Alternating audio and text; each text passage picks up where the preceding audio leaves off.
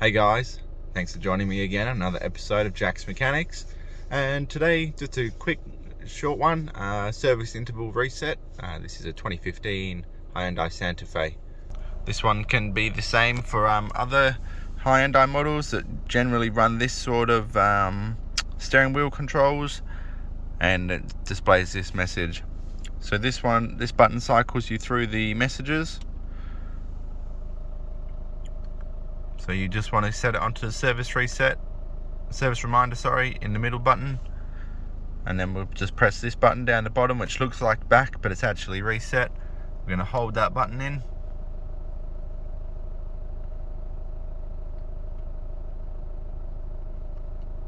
and then release it and press it again when we see our message, and there you go.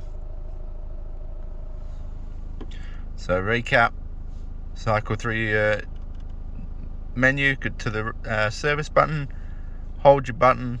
When the little arrow at the bottom of the reminder comes up saying reset, press your button again. There we go. You can key it off, key it back up, and our service is reset. Thanks guys, consider liking, consider subscribing. Catch you in the next one.